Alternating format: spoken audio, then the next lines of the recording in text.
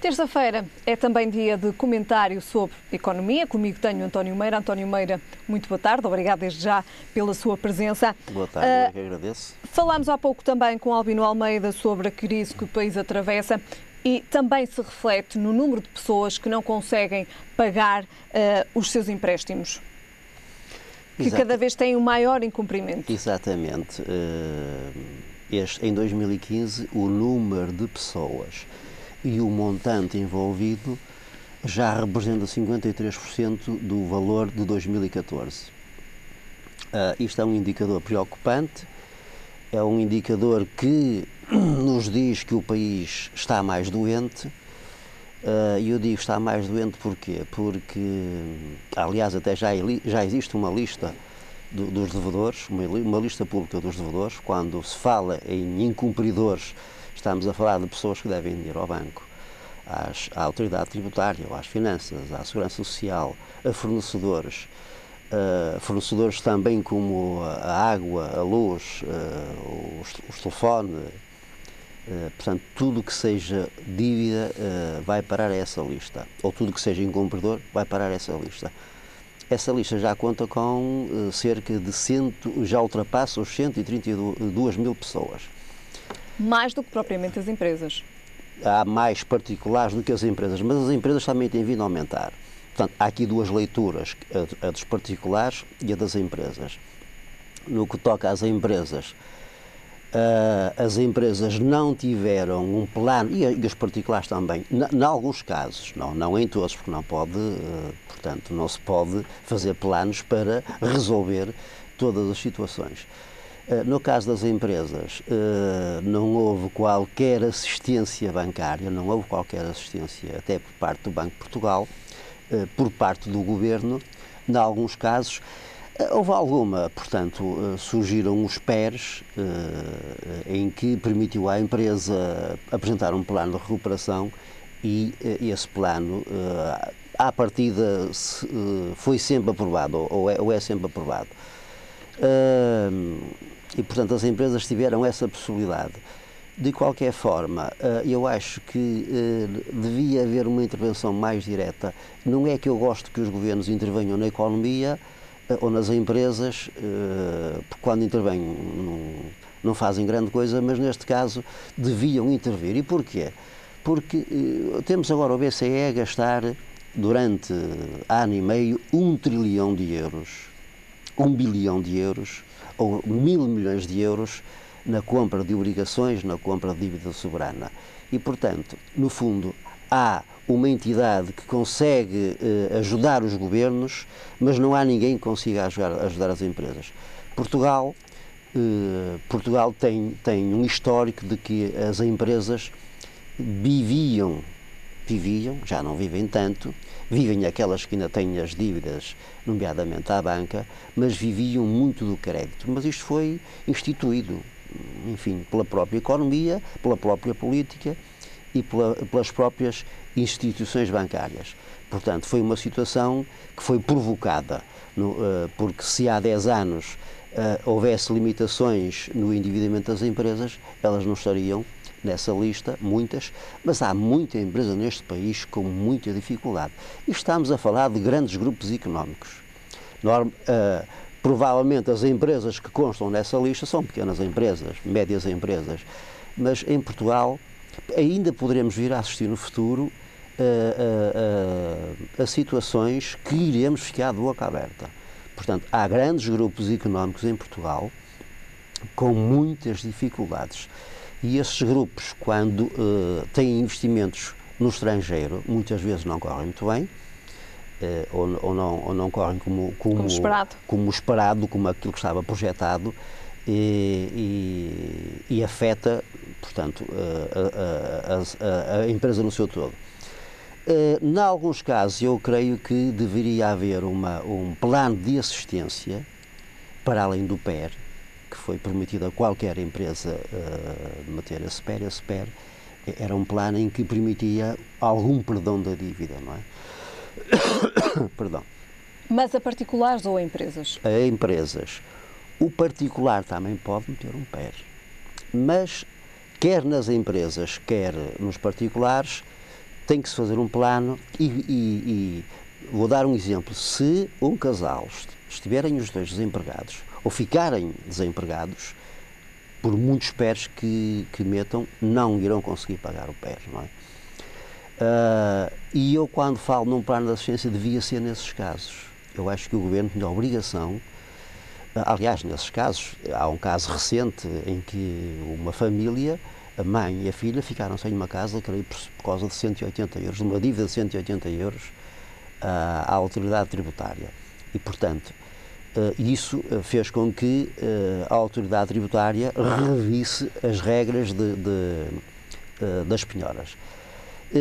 Mas com tanto dinheiro, com tanta liquidez a circular por esta Europa fora, inclusive para a Grécia também, e para Portugal, com tanta liquidez, eu acho que os governos deveriam terem atenção em situações muito especiais, pelo menos algumas famílias, e aquilo que não aconteceu. Ora, se este ano, nós estamos no dia 19 de maio, não sei se essa estatística contempla o 19 de maio, creio que não, deve contemplar, em princípio, até ao final do mês de abril. Se já vai com 53% do valor total do 2014, isto quer dizer que Portugal irá chegar ao final de 2015 engrossando ainda mais essa lista e provavelmente o valor chegará a 1.000 milhões de euros. Eu acho que o Governo devia olhar para isto é um problema social também, e há bocado falava-se nos problemas sociais dos jovens. Isso tem questões muito profundas e estão muito ligadas à economia real. Portanto, os jovens não estão desempregados. Enfim, as famílias são pobres, para eles é indiferente aquilo que fazem. É o caso do Estado Islâmico, a maior parte dos países árabes, são países com taxas de desemprego de 30% ou 40%. E, portanto, vai-se instalando o mal-estar social e depois os jovens... Mas o fosso também entre os muito ricos, portanto, e os muito pobres. Também, não é? Também. Aqui, no nosso caso, devia haver um plano de assistência, excepcionalmente a algumas empresas também, mas mais aos particulares. Os particulares, que é um reflexo também da crise, porque o país atravessa, e também que nos diz que, de facto, estas famílias não têm poder económico. Essas famílias não têm poder económico, muitas vezes por força de ficarem, ou quando é um casal, ficarem os dois desempregados. Isto é uma atitude antissocial que estamos a verificar. Isto também nos diz que o país também... Isto é um indicador de que demonstra que o país não está assim tão saudável. Pode estar mais do que há 5 anos atrás, mas não está assim tão saudável. Ou não está como gostaria que se estivesse?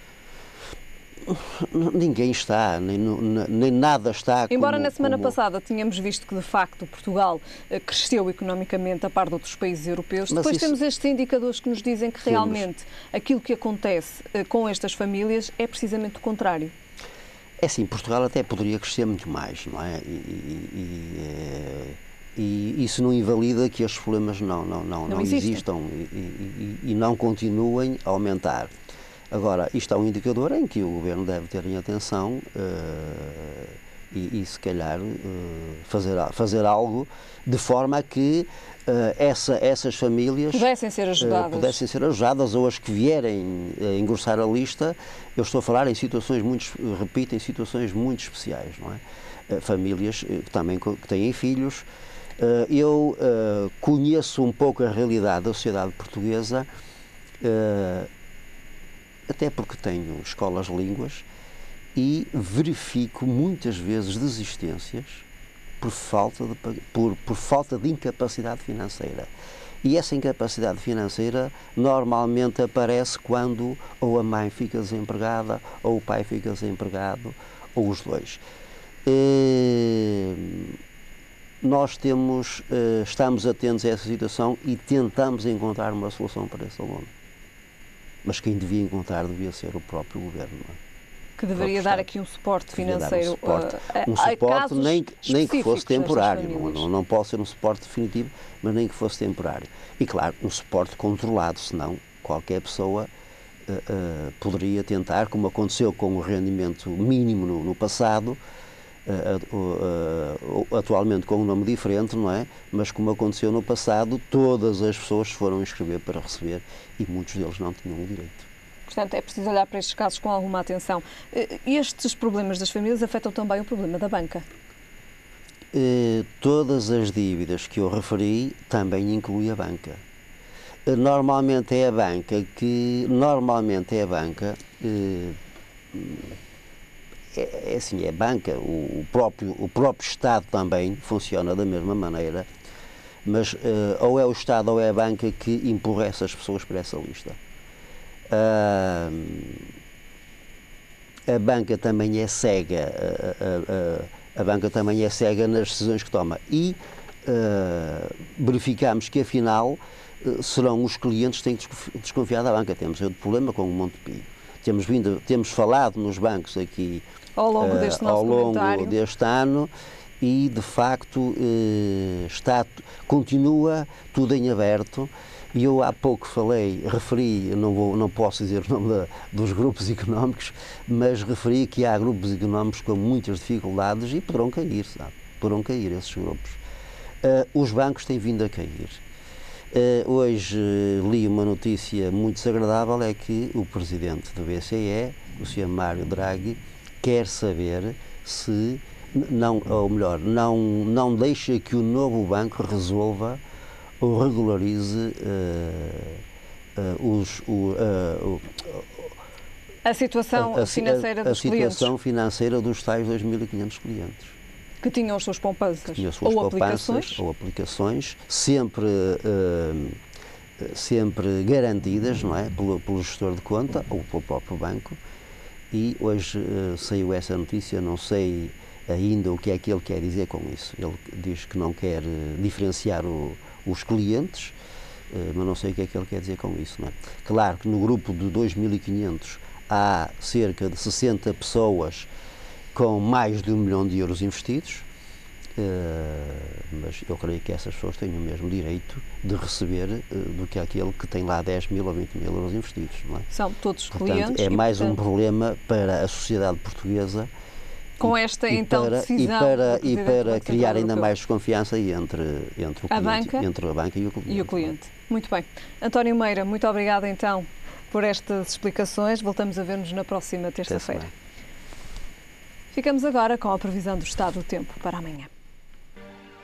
É então esperado céu pouco nublado ou limpo, pequena descida da temperatura mínima. Sendo assim, o Porto espera uma mínima de 10 graus e uma máxima de 19. Em Lisboa, a mínima será de 13 graus e a máxima de 23. E em Faro, a mínima será de 15 graus e a máxima de 27. É tudo por agora. Já sabe, a informação regressa mais logo. Até lá, fique bem.